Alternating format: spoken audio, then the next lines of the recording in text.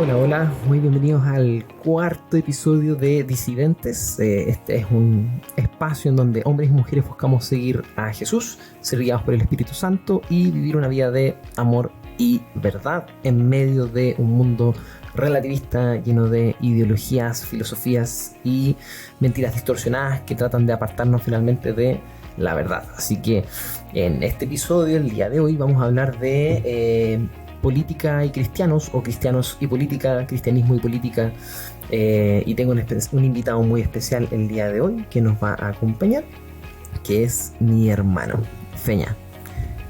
Bienvenido, Fernando Ortiz, con ustedes. Oh, Lewis. Interesante puntualizar, el ambiente cristiano de repente dice este es mi hermano, bueno, Pablo, somos hermanos. Tenemos la misma mamá. ¿Cachai? No es como el hermano de la iglesia. ¿Cuántos años lleva caminando, hermano? No, bueno, al lado desde que nacimos. Sí. Así que, hermano de sangre, por eso nos parecemos tanto. Iguales. Si pueden ver el contraste de colores. Oye, yo soy muy fan de este podcast, soy muy fan de tu proyecto.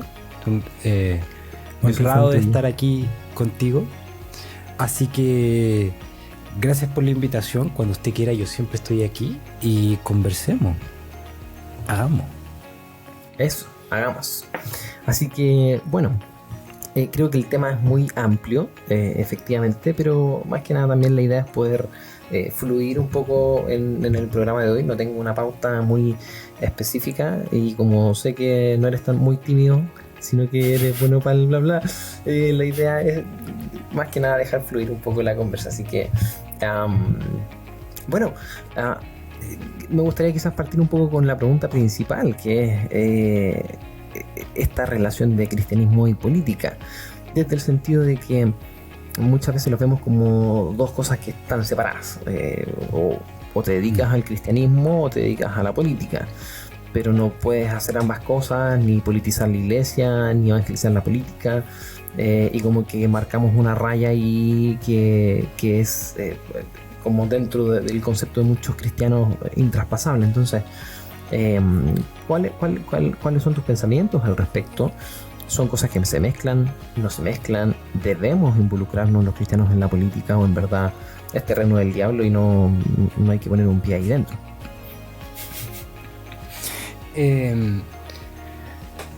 Yo creo que de repente hay ciertas cosas que hoy en día dentro de la cultura hay ciertas cosas que han calado tan a fondo que la gente se las cree, ¿no? Y esto pasa mucho en el mundo cristiano.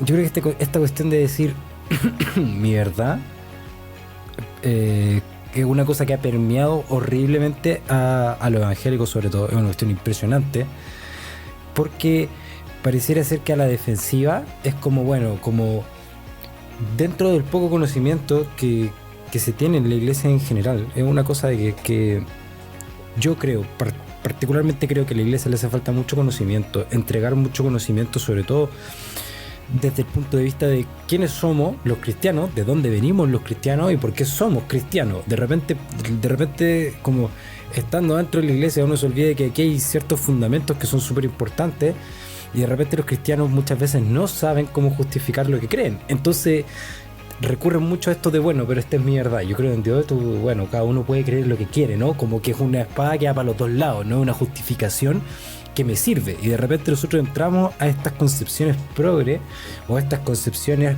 posmodernas o relativistas porque nos sirven.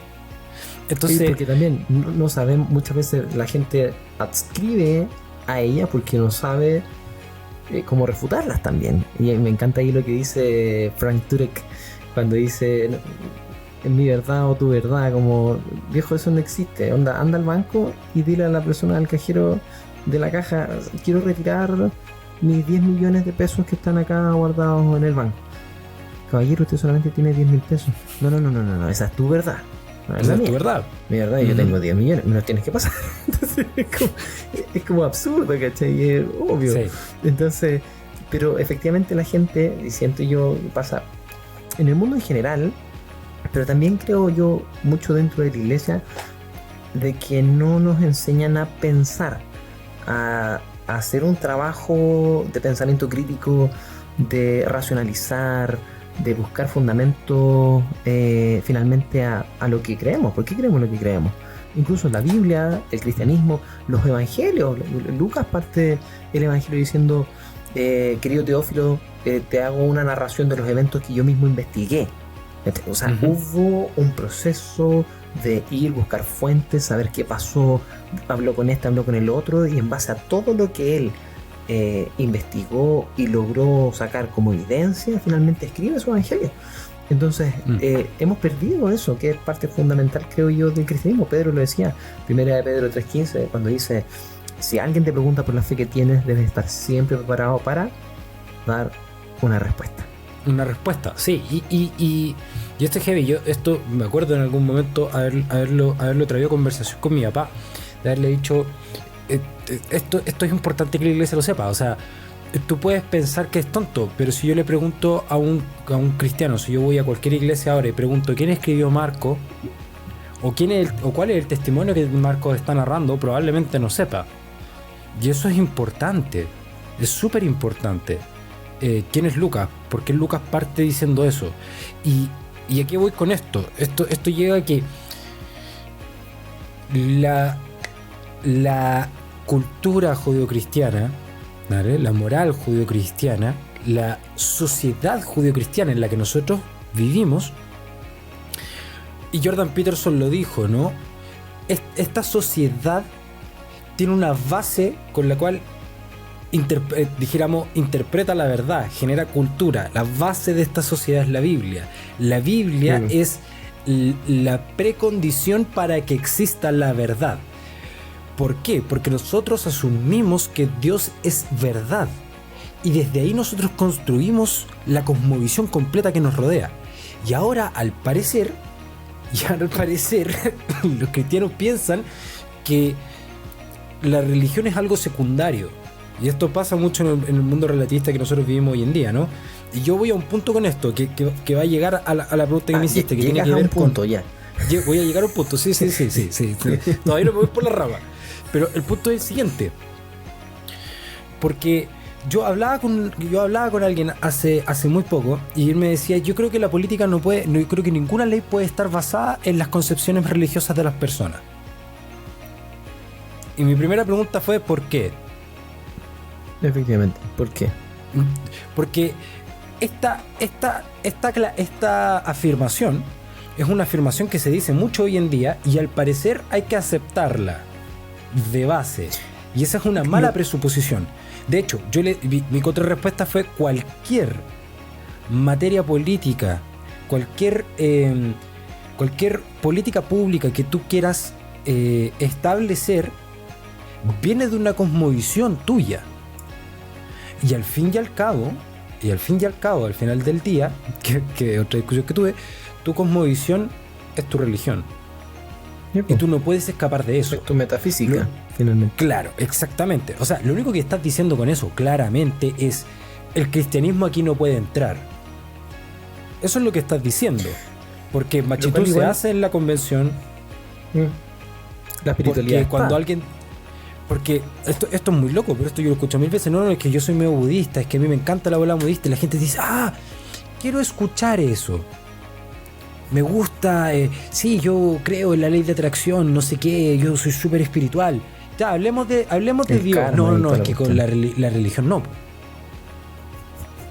Y sabéis que también es como interesante darle la vuelta, es que si no queremos meter la religión en la política, bueno, entonces, por ejemplo, saquemos las leyes que tienen que ver con no robar. Todas las grandes religiones tienen una cosmovisión negativa al ámbito del robo. Por ende, si es que hacer una ley que va en contra del robo va a ser imponer una religión, entonces no pongamos una ley contra el robo. Es absurdo pensar que por poner una ley que la religión toca ese tema, ¿cachai? Entonces estamos imponiendo una religión sobre las personas.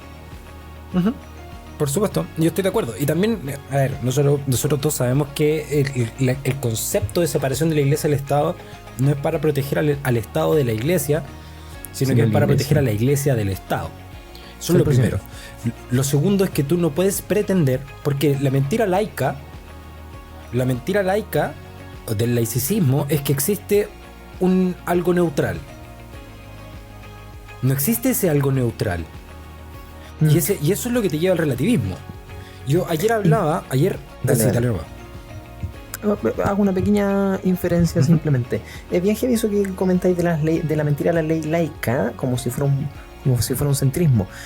Finalmente, esto es súper heavy, pero en Chile, las leyes laicas, cementerio laico, todo lo que tiene que ver con las principales leyes laicas, fueron promovidas por los protestantes en Chile.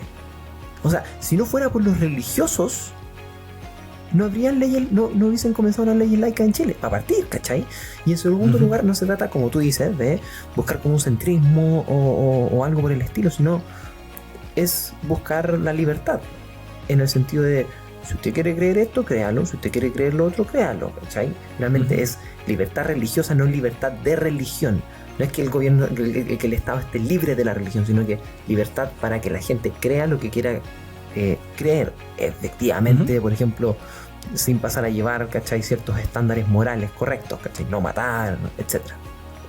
Claro, lo que pasa es que este es mi problema con eso, que era lo que yo discutía ayer, que fue una discusión muy interesante. No sé si, porque tú estás en el mismo grupo que estoy yo, pero fue una discusión que estuvo bien largo, mandé un audio harto rato.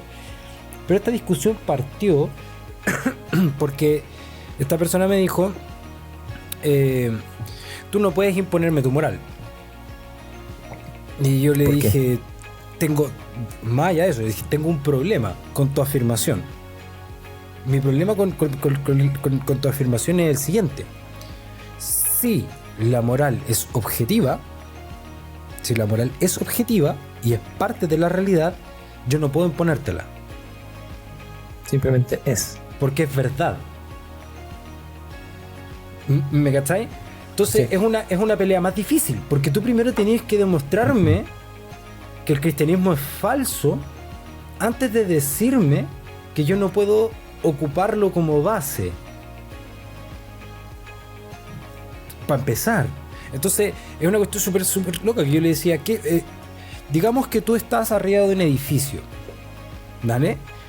Y la gravedad te oprime y yo no puedo imponerte la gravedad y saltas del edificio porque tú no quieres que te impongan la gravedad. ¿Qué va a pasar? No vas a quedarte flotando en el aire porque porque la gravedad no se te impone, la gravedad es. Entonces yo tengo un problema con eso. Mi problema para empezar, cuando la gente me dice tú no me puedes imponer religión, ¿qué me estás diciendo? ¿Me estás diciendo que yo no te puedo decir la verdad?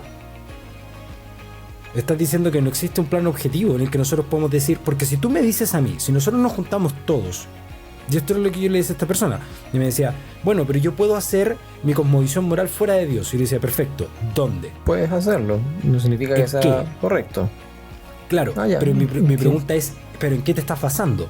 Que eso es lo que dice Frank Turek, ¿no? Cuando le reclama a los ateos, tú estás utilizando mi sistema moral para decirme lo que a ti te parece que es moral. Porque cuando tú me dices a mí, no, bueno, a ver, yo no estoy de acuerdo con ustedes, los conservadores, que hablan de que casarse con 20 personas al mismo tiempo es inmoral, pero matar sí. Digo, ¿por qué? Y mi pregunta es, ¿por qué? ¿En qué te estás basando? ¿Qué estás utilizando tú como justificación para decir eso? Y no es una pregunta menor, porque nosotros vivimos en una sociedad judeocristiana, nosotros vivimos rodeados de personas que creen estas mismas bases morales, que creen en que robar está mal, por ejemplo. Pero eso viene de Dios. Y uno puede decir, bueno, pero es que existen otras religiones que también creen que robar es malo, pero esas no son las religiones con las que nosotros basamos esta sociedad. ¿Me cachai? Entonces, tú no estás justificando que el robo es malo saliéndote de la cosmovisión cristiana. Simplemente estás diciendo, no quiero hablar de la base, pero me gusta este sentido moral. Claro. Y eso está mal. Eso es empezar a construir una escalera desde el tercer peldaño. Porque te falta la base atrás. Y eso era lo que. Y eso, de hecho, esta discusión empezó porque yo le dije, la moral no es relativa. Y empezamos a discutir y dijo, bueno, ya, ok. Entonces parece que la moral es objetiva. Ok, entonces si la moral es objetiva, de algún lado tiene que venir. Porque si la moral es objetiva, existe. Y si existe, tiene que ser creada. ¿Me cachai? Es una cosa súper interesante. Es como las matemáticas. ¿Las matemáticas las inventamos nosotros o las descubrimos? Las descubrimos. Si nosotros descubrimos las matemáticas son parte de la realidad. Pero las matemáticas también fueron creadas. Claro. ¿Me cachai? Porque las matemáticas son parte de la existencia, son parte de la realidad. Si no existe el mundo material, tampoco hay matemáticas. Por ende, tienen que venir de alguna parte. ¿Cuál es esa fuente? Esa parte. ¿Me cachai? Entonces, ¿qué es lo que pasa? Que los objetivistas morales que fundan, por ejemplo, en la racionalidad, la moral, va a ir pasando a Dios, ocupan las matemáticas sin saber de dónde vienen, pero entienden que las matemáticas son objetivas. ¿Me cachai? El relativista moral literalmente te está diciendo 2 más 2 es 4 y tú no, o sea, 2 más 2 es 5 o 20 o 18 y tú no puedes imponerme que es 4. Y ese es el problema. Y ahí es donde yo entro a decir ¿hasta qué punto tengo que concederte ese punto? Porque no es cierto. Claro. No es verdad. Y si no es verdad, ¿por qué tú me estás diciendo que corregirte es inmoral? Interesante, ¿eh? Igual heavy esa vuelta que o sea, como lo bajaste súper bien ahí con el tema de las matemáticas, como que queda muy simple de entender, pero al mismo tiempo muy complejo de explicar. Claro, lo que pasa es que es interesante porque nosotros aquí estamos hablando de conceptos que son inmateriales. Claro. Son conceptos inmateriales. Sin embargo, y esto es lo interesante, estos conceptos inmateriales tienen consecuencias en la vida real. O sea que nosotros construimos edificios en base a matemáticas. Y cuando esas matemáticas están mal, los edificios se caen. Ahora, la gran mentira de los relativistas es que te dicen, no, la moral nosotros la inventamos, pero realmente no existe. Y mi argumento en contraparte es, la moral sí existe porque la moral tiene consecuencias en la vida real. ¿Esto qué quiere decir? Quiere decir que era lo que yo le decía a esta persona. Él me decía, yo le dije, ok, tú quieres hacer el argumento de que desde la perspectiva liberal las drogas deberían ser despenalizadas. Y digo, ok, ahora yo te voy a decir lo siguiente, la pasta base es mala para ti. Y si consumes pasta base probablemente termines en la calle. Ahora, si yo voy y te digo, ojo, esto te hace mal porque tiene malas consecuencias para ti, eso significa que algo es inmoral. Porque independiente de las leyes que nosotros los hombres pongamos, va a tener consecuencias reales en tu vida. Esa es la ley moral cumpliéndose en el mundo real. Y ahí tocaste un punto que es súper importante, que es, y que muchas veces nos cuesta entender, tanto cristianos como no cristianos, que es, no porque algo sea legal significa que es moral. Entonces ahí también hay un punto súper interesante, que también es, bueno, el típico ejemplo, Hitler. ¿Cuántas cosas que fueron legales hizo? O sea, cuántas cosas que hizo las hizo de forma legal, pero cuántas de esas eran realmente inmorales, ¿cachai? No significa que era correcto hacerlo porque simplemente es ley. Entonces también ahí caemos en una idea errónea de, nuevamente, no pensar, no razonar, no hacer este trabajo de ir, como dices tú, a las bases. Claro, y de hecho, bueno, el ejemplo del Holocausto siempre sale en debates morales, porque esto también es interesante. En el juicio de Nuremberg, si no me equivoco, sí, cuando termina, cuando los aliados ganan y los nazis pasan por un juicio, ¿vale? Entonces los abogados de los alemanes se paran y dicen lo siguiente: como todo lo que pasó en el Holocausto pasó dentro de las leyes de nuestra nación, por ende está bien. Porque ¿quiénes son ustedes para establecer la moral de los demás? Y el juicio se interrumpió. Porque ese es el argumento que te dice un relativista hoy en día. ¿Qué es lo que te dice un relativista? El relativista te dice la moral depende del contexto temporal y cultural en el que ocurre. Que literalmente fue la respuesta que me dieron ayer. El holocausto fue bueno para los nazis, pero no para mí. Y ese fue el argumento del abogado. ¿Por qué ustedes se creen superiores que nosotros? Si nosotros esto lo pasamos por ley y para nuestro pueblo está bien, ¿por qué nos van a juzgar? Y el juicio se suspendió. Se suspendió por días. ¿Y qué fue lo que pasó? Lo que dijeron los jueces, parafraseando un poco, fue: existen máximas morales que están por sobre las leyes de los seres humanos. Y lo juzgaron a todos. ¿De dónde las sacáis? ¿De dónde las sacáis? Que esa es la pregunta. ¿Me cacháis? Pero hasta en un plano donde llegáis a ese extremo, tenéis que darte cuenta que no puedes escapar de la realidad de que existe una ley moral. Que va por sobre... Claro, que va por sobre el consenso que nosotros tengamos. ¿Me cacháis? Porque al final, y esto también es muy interesante, y cualquier cristiano que esté ahí, que esté escuchando, que le hayan dicho esto, y estas son las cosas que no saben. Porque una gran respuesta es esta, que también me la dijeron ayer. Bueno, pero tú eres cristiano porque naciste en una sociedad cristiana, porque tu familia es cristiana, por ende tú crees que eso está bien. ¿Te lo han dicho alguna vez? ¿Has escuchado ese argumento? Sí, me lo han dicho. Ese argumento se llama la falacia genética.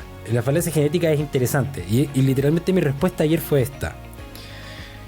La falacia genética de decir que en la sociedad en la que tú naciste tú vas a creer lo que tu sociedad cree es un dato estadístico. Eso es un dato estadístico. Y que es verdad. Es un dato, pero es un dato estadístico. Claro, o sea, yo vivo en Chile, las probabilidades de que yo sea chileno son muy altas. ¿Vale? Claro, de que escuche cueca en el 18 muy alto. Claro, las probabilidades de que hayan cristianos dentro de una iglesia cristiana son altas. ¿Vale? Probablemente no tan altas como nosotros quisiéramos, pero son altas. Pero ahora, estaba pensando en lo mereció.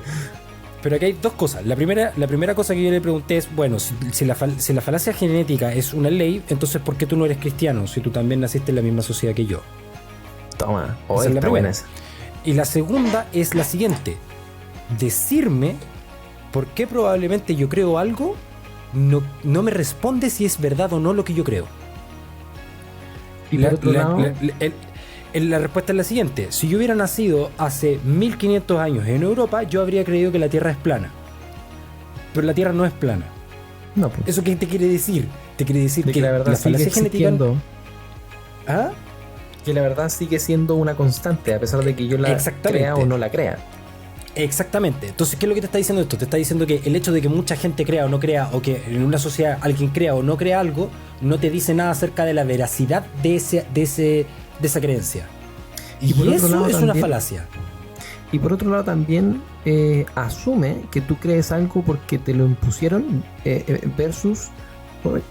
¿Qué sabes tú si es que yo he investigado o no he investigado? ¿Qué sabes tú si es que yo he hecho un trabajo de razonar y de ir como en una búsqueda más profunda, conceptual, filosófica, etcétera? ¿Cachai? Como en ese sentido, entonces todo lo que tú creí es porque te lo enseñaron nomás, ¿cachai? Como, o sea, tú no tenés la capacidad de pensar por ti mismo y llegar a tus propias conclusiones, ¿cachai? Es como...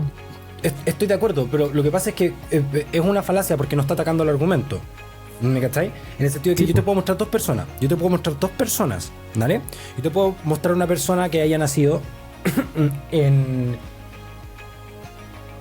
Yo te puedo mostrar una persona que haya nacido, no sé, que haya nacido en el otro lado del mundo y otra que haya nacido hoy en día. A una le enseñaron toda la vida que la Tierra es plana y a otra le enseñaron toda la vida que la Tierra es redonda. ¿Vale? Dos culturas distintas. Y yo te puedo llegar y decir, ok, esta persona cree que la Tierra es plana porque en esa cultura nació. Esta persona cree que la Tierra es una esfera porque en esa cultura nació. Ahora, uno de los dos tiene razón. No puede ser ambas. Los dos al mismo tiempo no pueden tener razón. Ahora, argumentando por qué cada persona cree lo que cree, no me estás diciendo si es verdad o no. Claro.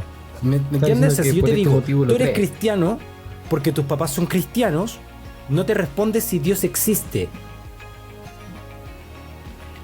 Esa es la raíz de esa falacia. Porque Tremendo. tú estás atacando una cosa completamente distinta. Sí, po. ¿Me cachai? Qué tremendo. Entonces- Y al final, ¿qué te dijo el tipo?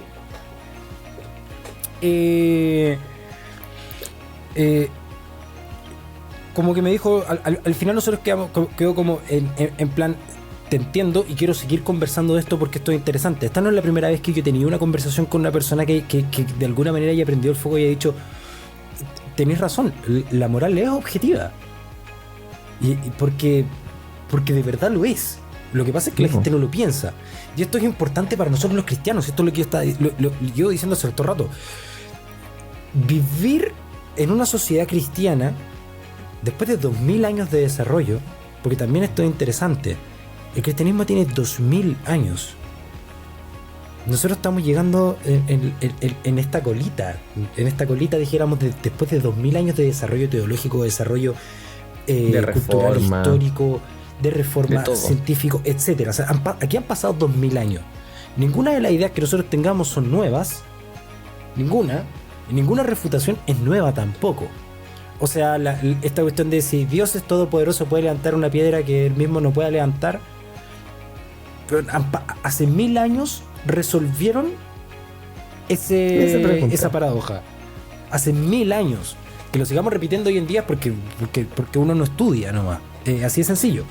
Pero entonces, el problema de vivir en 2000 años en esta cultura es que para que la cultura pueda acumular conocimiento, hay ciertas cosas que se presuponen. Y después de 2000 años de presuponer la verdad, la gente olvida que la verdad existe. Y empieza a agarrar el conocimiento desde la mitad de la montaña hacia arriba, olvidando la base, y intenta deconstruir hasta la mitad, ¿vale? Que es un poco lo que te contaba de esta persona que vino y me dijo, quiero cambiarme el apellido, quiero ponerme el apellido de mi mamá, y porque el feminismo y qué sé yo. Y yo le dije, pero tú te das cuenta que el apellido de tu mamá es el apellido de su papá. El de mi abuela. Pero tú te das cuenta que el apellido de tu abuela es el de tu abuelo. ¿Y qué hago? Lo que pasa es que tú estás intentando atacar una tradición sin entender de dónde viene. Porque no es el apellido del hombre, es el apellido de la familia. De la familia. De los dos que se hacen uno. ¿Me cachai? Efectivamente. Pero cuando tú no sabes de dónde viene, atacas al argumento, atacas a la tradición sin entenderla. Que es el problema del violinista en el tejado. El violinista en el tejado, que yo me encanta, con todo mi corazón, desde que soy pequeño, y tú lo sabes, que yo escuchaba el violinista en el tejado, me encanta. Tradición, El violinista en el tejado tradición. tiene un problema. El violinista en el tejado lo único que hace es criticar a la tradición sin entenderla. Y literalmente el violinista en el tejado, al principio de la obra, el personaje principal dice, nosotros hacemos todo esto por tradición. Y tú me preguntarás por qué. Y él dice, no lo sé. Y esto es lo que pasa Sí, po. cuando nosotros no entendemos la tradición. Cacha que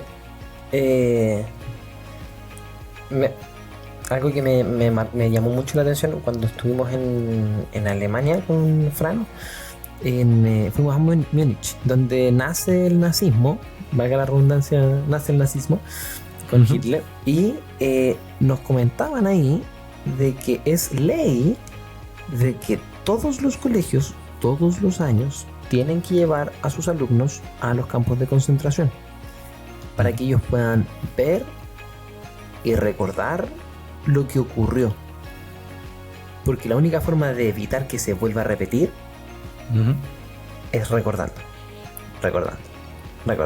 ¿cachai? Y es heavy, y a mí me llama eso como que un tiempo le estuve dando harta vuelta y me hacía mucho sentido con uno de las, bueno, no sé si ritos o rituales, o en verdad una de las prácticas que son fundamentales en nuestra fe cristiana,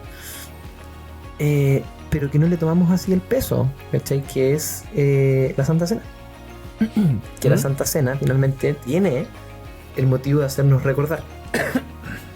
Recordar lo que Jesús hizo en la cruz, recordar el sacrificio que él hizo, recordar por qué lo hizo, recordar lo que ocurrió gracias a eso y transformarnos, ¿cachai? A través de recordar. Entonces, pero ahí volvemos también al tema de que, un poco lo que decíamos, lamentablemente las iglesias como que hablan mensajes de pronto muy abstractos arriba en la nube, ¿cachai? No todas obviamente, pero muchas pasa. ¿Y qué pasa con lo práctico? ¿Y qué pasa con enseñar enseñar la verdad? Enseñar a razonar, enseñar a fundamentar nuestra fe, apologética básica, ¿cachai? Como que está bien, estudio bíblico, importantísimo, bacán, filete que aprendamos, ¿cachai? De qué decía esta palabra en el hebreo y esta otra en el griego, pucha, filete. Pero creo que no nos podemos quedar solamente con eso, ¿cachai? Sino que necesitamos comprender, como tú dices, la base, que hay de la montaña de la mitad para abajo, ¿cachai? Porque necesitamos, como decía Pedro, aprender a dar una respuesta, ¿cachai? Cuando alguien nos pregunte por qué creemos lo que creemos. Y tratando de no desviarnos mucho del tema que es cristianos y política. ¿Cómo me, sí, prometí que iba a llegar al punto y voy a llegar al punto. Pero antes de llegar a ese punto, que me pareció aquí está el punto. Súper interesante. Ahí está el punto. Me parece súper interesante porque esto también vale para los cristianos. Como una persona que no entiende la historia está condenada a repetirla, ¿no? Pero los cristianos no conocen su historia. Y no estoy hablando solamente de Jesús en la cruz, sino también la Reforma, el Antiguo Testamento, sino que los primeros padres de la Iglesia, la Reforma, etcétera. E incluso en ese mismo punto, bueno, aprovecho de recomendar un libro que me recomendó. ¿Ah? Sí. Hablando de ese punto es ¿ese o punto. Ese? Ah, ese punto, ya. Este punto. Aprovecho de recomendar un libro que me recomendó Ricardo Rodríguez. Acá está. Lo recomiendo el recomendado. How Christianity Changed the World. Cómo el cristianismo cambió el mundo. Es realmente tremendo. Y parte, por ejemplo, en alguno de sus capítulos, dice, por ejemplo, dice ciencia y sus conexiones al cristianismo. Ahí para que sea, ciencia y sus conexiones al cristianismo.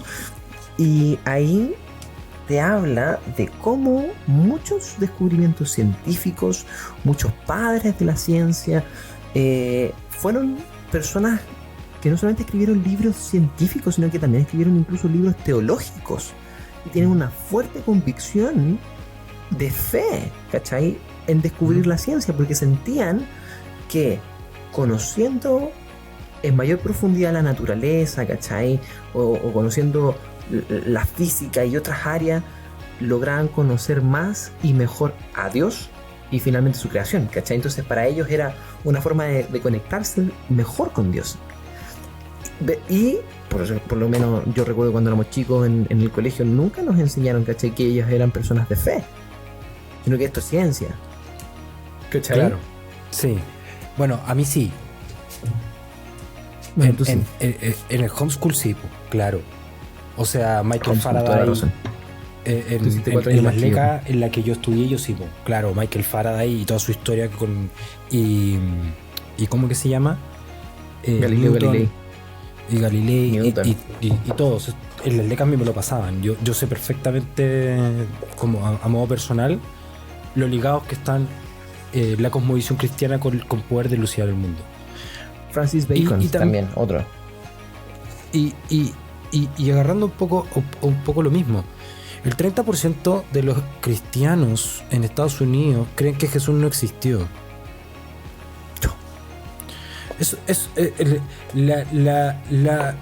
O sea, ya ni siquiera estamos hablando de soy cristiano y marxista, no. Soy cristiano, pero Jesús no existió. O sea, la ensalada mental que tenéis que tener en la cabeza, es brutal. Y también lo mismo, los protestantes históricamente tenemos problemas con la tradición no basada en las escrituras. Tenemos un problema con la tradición no basada en las escrituras. Estamos hablando del purgatorio, de las doctrinas marianas, de un montón de cosas que los protestantes le reclaman a la Iglesia Católica, y los protestantes tienen un problema con la tradición. ¿Ah? Y los indultos y claro, que había que pagar para poder ir al cielo y toda la cosa. Pero tú tocaste un punto súper importante. Los protestantes se pasan al otro lado. Los protestantes, de repente, ¿qué nos pasa? No, es que los católicos hacen la Eucaristía, nosotros no hacemos la Santa Cena porque los católicos... No, espérate, vamos a parar un segundo. Jesús dijo, hagan esto en memoria de mí. Lo dijo. En la Biblia escrito está María, Madre de Dios. Las implicancias teológicas, tanto para protestantes como para católicos, es lo mismo, porque es una revelación cristológica. No tiene que ver con María, tiene que ver con Jesús. Pero el término Madre de Dios es bíblico y es correcto. Y a veces nosotros los protestantes, por esta historia, agarramos esta tradición y como no sabemos la historia hacia atrás, también agarramos malos vicios. Pero eso es por no entender la historia que nosotros tenemos atrás. Y esto es súper, súper importante. Yo hablaba con alguien y le decía, tú tenés que ir a la iglesia. No, pero es que Jesús dijo que tienes que congregarte. ¿Por qué nosotros nos congregamos los domingos? La respuesta que me dieron fue... Yo pregunté, ¿por qué nosotros los cristianos nos congregamos los domingos? Y la respuesta que me dieron fue Constantino y los cultos que mezclaron con el culto al dios del sol, y que mezclaron el cristianismo, y eso dio a la gran ramera que es la Iglesia Católica, y eso es mentira. Los padres apostólicos se juntaban los domingos antes del siglo III, antes de Constantino. Estamos hablando de Justino Mártir, ya lo hacían. ¿Por qué? Porque Jesús resucitó domingo. Y por eso se juntaban a la Santa Cena. Por hacer una tradición de recordar que Jesús resucitó. Pero esto es súper importante, porque después nosotros empezamos a atacar la tradición que Jesús mismo puso en la iglesia, porque como no conocemos nuestra historia, nos dejan que nos metan estas mentiras. No, es que la Biblia está trastocada, es que el cristianismo lo inventó Constantino. Mentiras que yo también me creía. Yo también me creía que la Navidad era un sincretismo inventado por el ¿cómo se llama? El solsticio de verano, tiene un nombre, Saturnalia. ¿Sabían ustedes que Saturnalia es del siglo II? 200 años después de Jesús. Nosotros no sabía. ¿Pero por qué? Porque nosotros no conocemos nuestra historia. No, pues. Y peor todavía, empezamos a llamar herejías a las tradiciones propias de nosotros. Y eso es peligroso. Y ahora, cerrando ese punto, que es súper interesante, que un día deberíamos meternos en la historia del cristianismo, volviendo a la política, si nosotros tenemos un marco de referencia que nos dice cuál es la verdad, porque los cristianos nosotros no somos creyentes espirituales, y la espiritualidad es válida de todos, y esto está separado de la vida real. No es así. Si tenemos un marco de referencia de la verdad, todo lo que los cristianos hacemos tiene que ir en referencia a esa verdad. 100%. Si no sería todo. Y por eso si una cosa es mentira, todo sería mentira. Claro, entonces yo vuelvo al mismo punto con el que partí, que es el siguiente. ¿Por qué me puedes imponer tú tu moral? Porque ese es el gran problema que tiene el cristiano en la política. Claro. No puedo imponerlo porque yo soy cristiano, pero todos ellos lo están haciendo. Para empezar, todos los demás están haciendo eso. No existe nadie que no te esté imponiendo nada. Eso no es verdad. Cualquier persona que está dando su opinión te está imponiendo su opinión, te está diciendo cuál es su verdad. Todo el mundo te impone. Sí, 100%. No existe algo así como el adoctrinamiento. todo es adoctrinamiento. Yo como papá le enseño a mi hijo lo que yo como papá quiero enseñarle. Entonces, 100%. los cristianos no solamente... aquí no se trata de si los cristianos deberíamos o no estar. No, nosotros los cristianos debemos estar. Eso es parte de la responsabilidad de cuidar la creación. Es como, nosotros estamos mandados a hacer luz en el mundo. Eso no, y sale en la tierra. Eso no para en la puerta de la iglesia o no se acaba en el Congreso. Porque también esto es importante. La relativización de la política que ha llevado la izquierda hoy en día ha moralizado la política hasta el punto que hoy en día tenemos que defender la existencia de la realidad basada en Dios en la política. Punto pelota. Y hay ese punto también que estáis hablando, que lo estaba buscando acá. Me gusta como lo dice Wayne Grudem, que justo en el libro Política acorde a la Biblia, el primer capítulo habla de 5 miradas erróneas del cristianismo y la política, ¿cachai? Y uno de los puntos que toca es imponer una religión en base a la política. Se dice, hablar una opinión religiosa en público no es obligar a otra persona a aceptar tu punto de vista. Es decir, todos tenemos finalmente libertad también de free speech, ¿cachai? La libertad del discurso, ¿cachai? De poder hablar libremente. Ahora, que yo te esté hablando esto no significa que tenéis que creer lo mismo que yo, ¿cachai? Pero así como tú estás hablando, ¿cachai? Tengo como el mismo derecho de poder hablarlo, ¿cachai? Sí. Eso por un lado. Y lo otro también. Estoy completamente de acuerdo.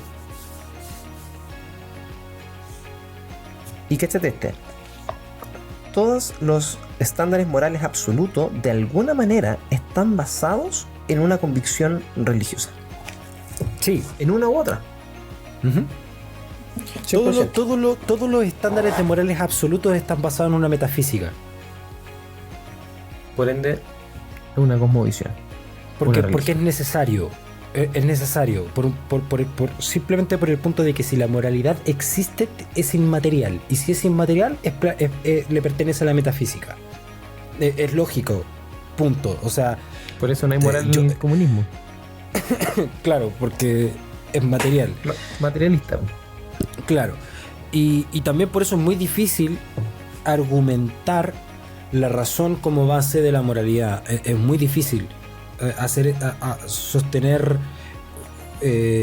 como un concepto para otro cuando la razón dijéramos tiene que ver con la observación de los hechos materiales de alguna manera. Es complicado, es difícil. Ahora, es interesante lo que estáis diciendo recién, que me gustó, que a muchos cristianos les pasa esto. Le dicen, bueno, tú estás diciendo eso, tú no puedes decir eso porque tú eres cristiano. Ok, pero tú estás diciendo lo contrario porque tú no. Es como me acuerdo de haber visto un debate con un ateo y un cristiano que le decía, bueno, pero tú conocías algún escolar que te va a reconocer, algún escolar ateo que te va a reconocer que Jesús resucitó, y la respuesta del cristiano es no, porque los escolares que se dan cuenta de que Jesús resucitó son cristianos. Porque cuando llega el punto en el que tú te das cuenta de que Jesús resucitó, ya no puedes negarlo y te vuelves cristiano. Uy. Entonces me estás pidiendo algo que no existe. Cuando tú ves la verdad, es la verdad. Y de la misma manera, cualquier persona que te esté diciendo, no, tú me estás diciendo esto porque tú crees en esto, que es la falacia genética, de nuevo, que no es un argumento, ¿me cachai? Porque es lo mismo que cuando yo hablaba con esta persona acerca de la moralidad objetiva, y en algún momento me dijo así como, tú piensas muy parecido a Tomás de Aquino. Y yo como, sí. ¿Ok? Sigo esperando el contraargumento. Claro. Definir a alguien que piensa parecido a mí no es un argumento. No, pues para nada. Definir mi forma de pensar no es un argumento. Entonces, cuando una persona te está diciendo, no, bueno, pero es que tú me estás imponiendo religión, bueno, tú me estás imponiendo ateísmo. ¿Cuál es el punto? El punto es, claro, el punto es la mentira que se creen los cristianos, de que los cristianos no pueden llegar y decir, yo creo en esto, debatamos, conversemos, es como que pareciera que solamente los cristianos son los únicos que no pueden decir, de aquí viene de Dios, ¿me cachai? No, es que viene de adentro mío. Como si eso fuera un argumento. Y como si eso fuera un ataque. Y los responsables de creerse ese ataque son los cristianos. Pero son los cristianos que se quedan callados cuando les dicen eso. Y dicen, bueno, entonces no puedo decir nada. Y por ende, o sea, al final, para eso está, por ejemplo, este podcast, ¿cachai? Para eso está finalmente en el sentido de darle herramientas a las personas para que puedan comenzar a defenderse, ¿cachai? Y más que defenderse, como luego poder hablar y conversar de tu postura y por qué crees lo que crees con libertad, con confianza, ¿cachai? Y con argumentos. O sea, al final lo que buscamos es la verdad. Así que en ese sentido también, nuevamente volviendo a encaminarnos en el punto hacia donde íbamos del tema de cristianismo política, para no irnos por las ramas, me es interesante notar de que, claro, estamos hablando de la importancia de estas leyes morales, ¿cachai? De la verdad. Son dos puntos súper importantes, sobre todo en el ámbito relación cristianismo-política, porque ahí entran muchos cristianos a decir, por ejemplo, pero el cristianismo no es de un partido político. Y efectivamente, el cristianismo no es de un partido político,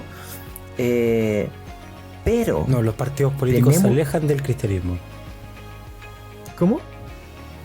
No, hay partidos políticos que se alejan del cristianismo. Efectivamente, gracias a estas brújulas que estábamos comentando, que es la verdad, la moral objetiva, ¿cachai? Absoluta, podemos comprender y saber y pensar y racionalizar, ahí sí,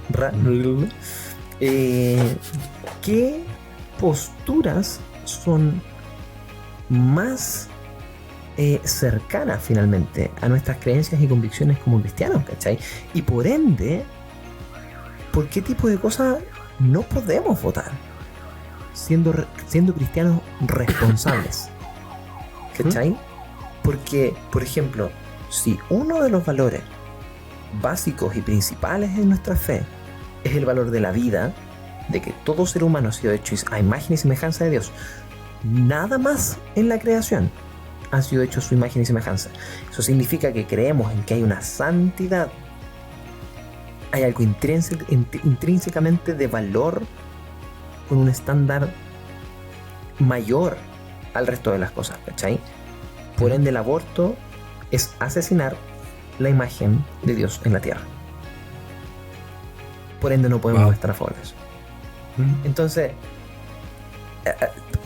a eso vamos. Como hay ejercicios que podemos ir haciendo en base a estas brújulas que tenemos, que necesitamos ir aprendiendo como cristianos, que nos van a decir qué es moralmente correcto, qué es moralmente incorrecto, por ende, donde tienen que estar mis convicciones, incluso en un espectro político. Y ahí tú dijiste algo al comienzo, que es, debemos ser sal y luz del mundo. ¿Cómo vamos a ser sal y luz del mundo si cuando viene el momento de que la cosa está desabrida, pucha, nos salamos? Y cuando la cosa está media oscura, pucha, nos alumbramos.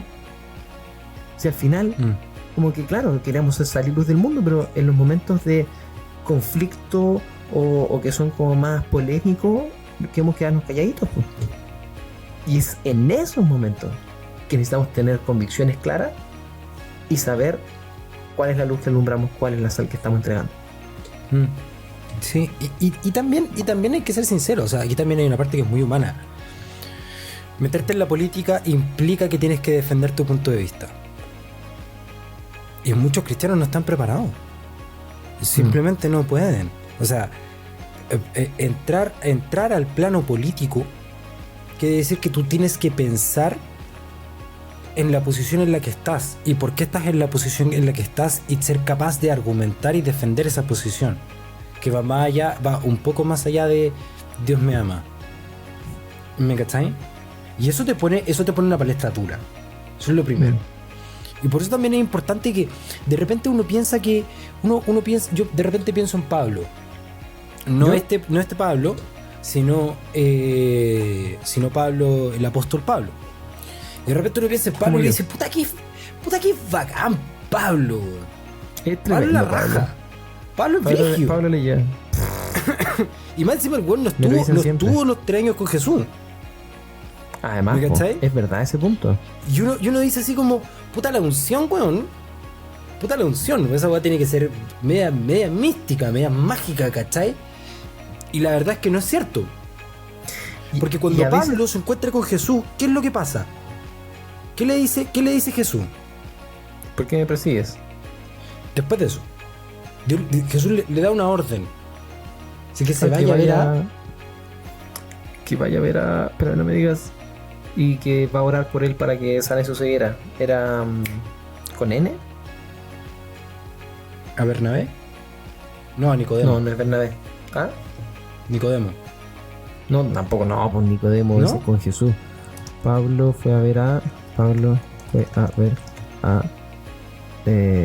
para sanar su ceguera. Estamos súper bien con la Biblia, ¿eh? Súper bien con la Biblia. Pablo sí, hablando fue mucho de la a historia. ver. Ananías. Pablo fue a ver a Ananías. Era con él en alguna parte. ¿Cuánto tiempo estuvo con Ananías? No Porque recuerdo. no fue solamente a que le curar la ceguera. Pablo estuvo 3 años.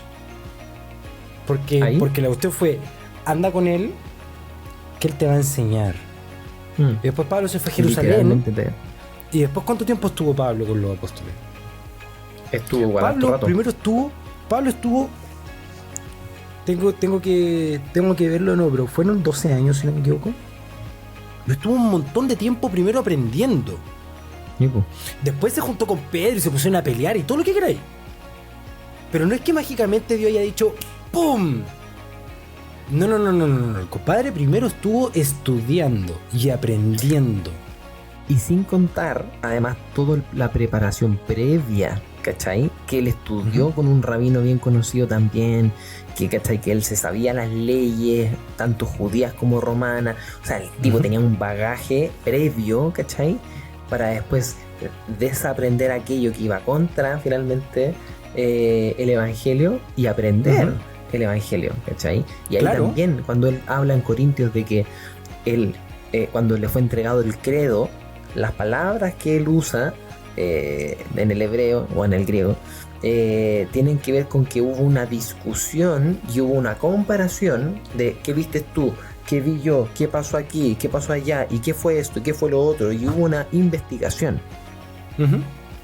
Por supuesto, sí, pues 100%. Porque después fue a Jerusalén, fue a hablar con los discípulos, fue a preguntar, oye, aquí estoy, cuéntenme, yo quiero saber. ¿Me cachai? No es que haya dicho, puta, ahora soy Constantino, weón, y veo la cruz en el cielo y lo sé todo. ¿Me cachai? No funciona así. Y no funciona así para los cristianos tampoco. Y de repente uno puede haberse leído la Biblia 5 veces, pero uno también tiene que entender los contextos y las cosas que pasaron dentro. Y después tiene que saber la historia que pasó después. Y después uno tiene que investigar si es verdad. Uno tiene que investigar si es verdad. Ir a los documentos, ir a ver la evidencia que hay. ¿Es verdad que Jesús resucitó? Porque en el momento en el que cambió mi vida con respecto a Dios, después de yo haber vivido toda mi vida en el cristianismo, después de haberme alejado mucho por el hecho de no poder defender el cristianismo, porque no sabía, fue cuando me di cuenta que la moral es objetiva. ¿Sabéis por qué? Porque trajo a Dios al mundo real. ¿Me cachai?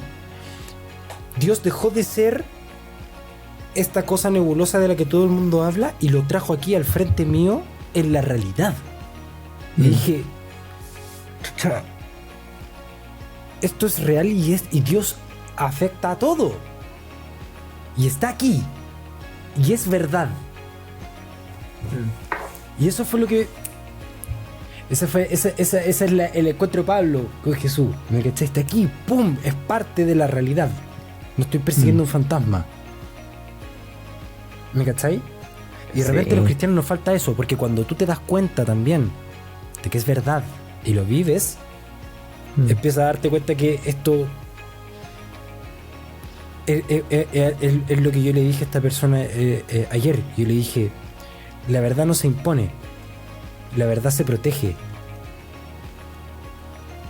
Y son cosas distintas.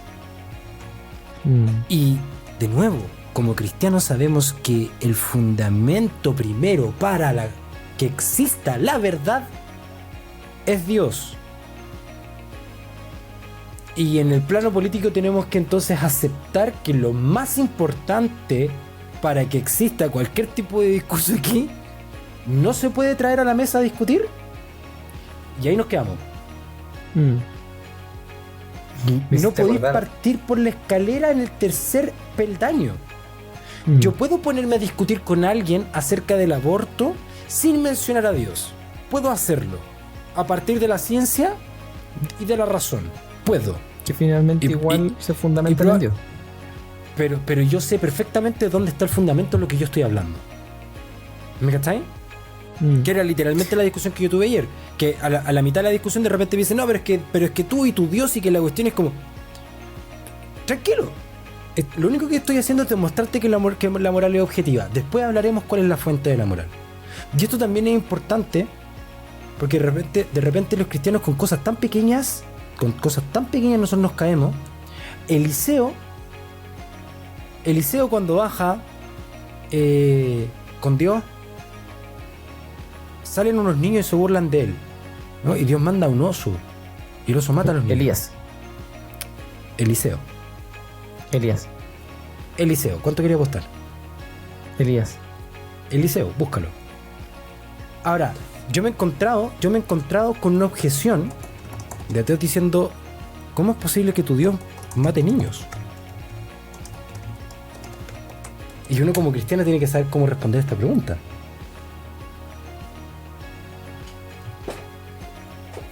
Ya, acá está. Que la historia se sitúa en malos tiempos.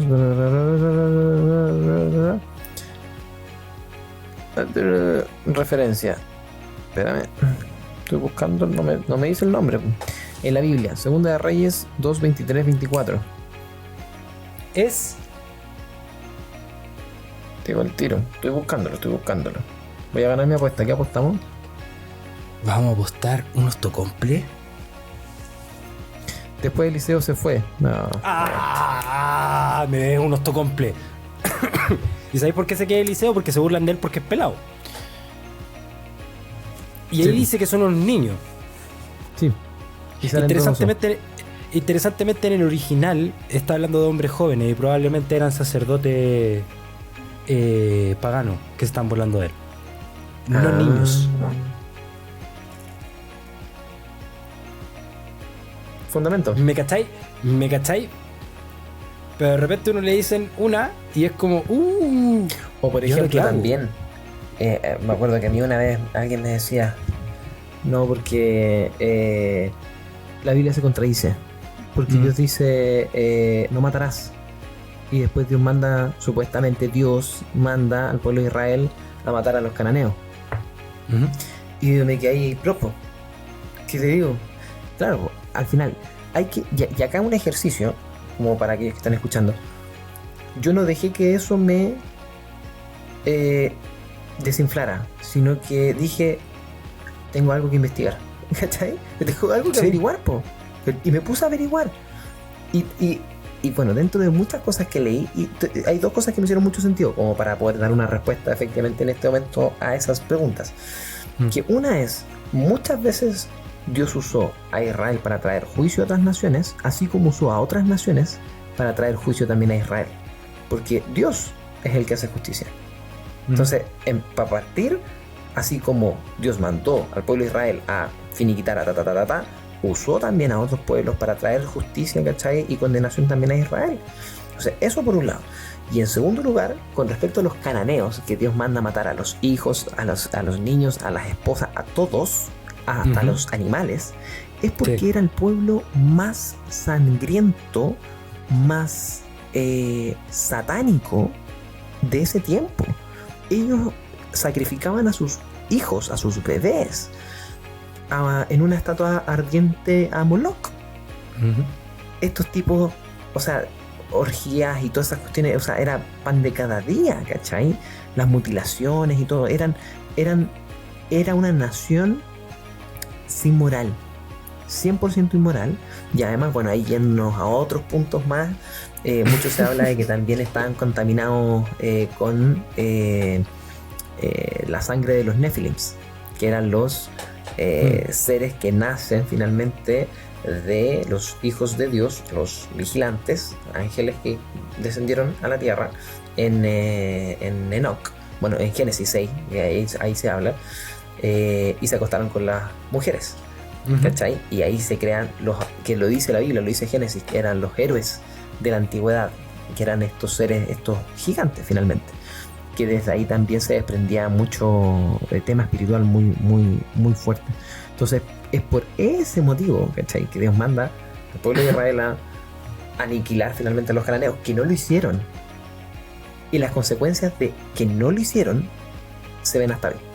Hasta hoy tenemos problemas en el mundo por eso. Sí, y mira, también, esto es un punto. Este no es como. No es por querer jugar. Esto no es.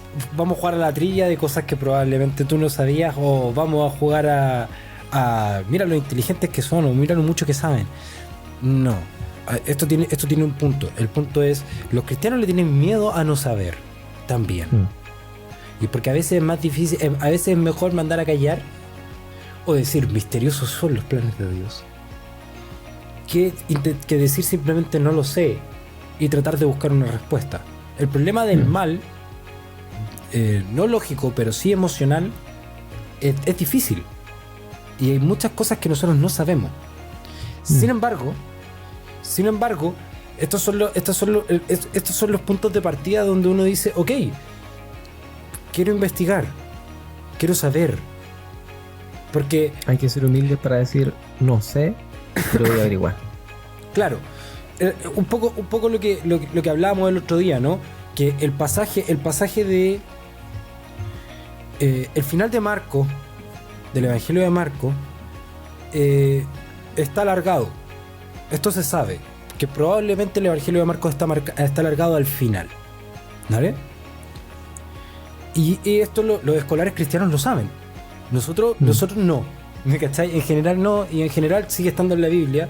En las Biblias anotadas viene y dice, mira, esta parte probablemente haya sido una añadidura, ¿vale? Como también el pasaje de él que esté libre de pecado, que tiene la primera piedra. Cuando a uno le dicen eso, mi primera reacción cuando yo dije, espérate, tú me estás diciendo que este pasaje no está en la Biblia. Y ahí un momento, y ahí es duro. Es duro. Es duro para uno de decir como, esto quiere decir que es mentira, y uno de verdad tiene este problema. El problema es que si yo quito el que esté libre de pecado, que tiene la primera piedra, el evangelio sigue igual, porque nosotros no basamos ninguna doctrina ahí. Entonces si yo te digo, Pablo, la luna es un astro, y te lo escribo, y eso es verdad, y después le ponen al lado y hay 3 estrellas. La verdad no se ha modificado. ¿Me cachai? Porque nosotros podemos reconocer dónde están estos cambios en los textos. Claro. Pero a un cristiano que no lo sabe y llegan y le dicen, la Biblia, ¿tú crees que la Biblia, porque esto yo lo he visto, ¿no? ¿Tú crees que la Biblia es la palabra de Dios? Sí. ¿Tú crees que Dios no se equivoca? Sí. ¿Y por qué este pasaje no es de la Biblia? Y una persona no preparada puede llegar a perder la fe. Puede llegar a pensar que el cristianismo es falso por no saber la historia entera.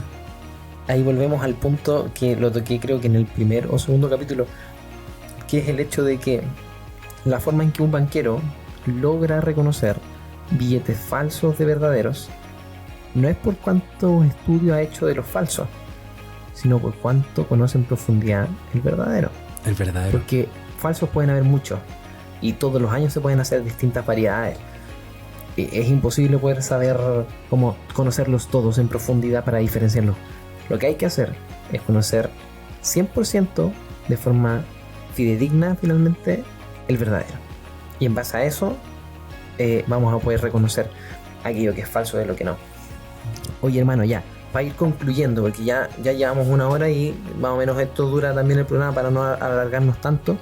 Pero sí o sí me gustaría que el Feña fuera recurrente, así que pongan ahí en los comentarios si lo dejamos de recurrente, lo traemos más seguido o en verdad fue fome y lo sacamos.